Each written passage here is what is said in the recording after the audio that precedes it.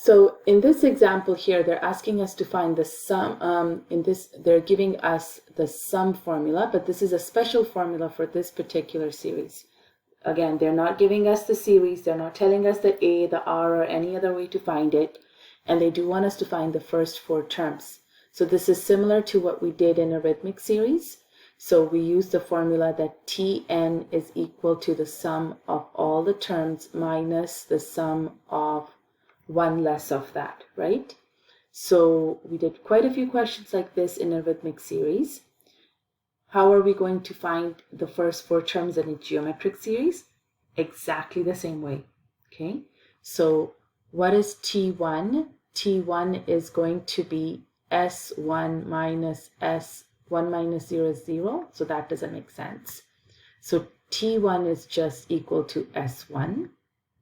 T2 is S2 minus S1. T3 is S3 minus 3 minus 1 is 2. And T4 is equal to S4 minus S3.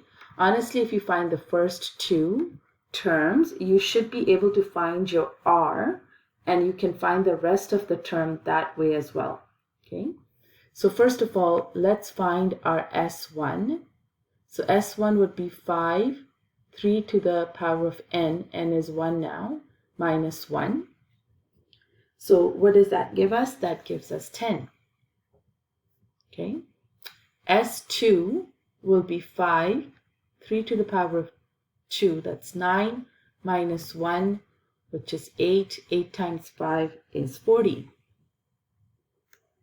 S3 is 5, 3 to the power of 3 is 27, minus 1 is 26, times by 5 is going to give me 130, and then S4 is 5, 3 to the power of 4, 81, minus 1 is 80, 80 times 5 is 400. So you can put this in your calculator to get these sums.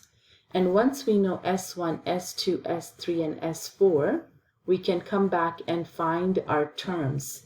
So T1 is just S1, so that's 10. T2 will be S2 minus S1, so that's 30. T3 will be over here as S3, which is 130 minus the 40, S2.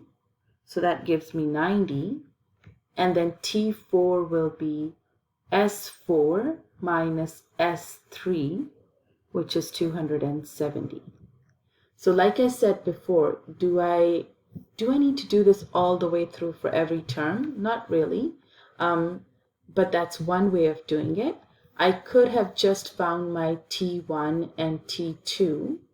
Once I knew what they were, I can find my R. So 30 divided by 10 is 3.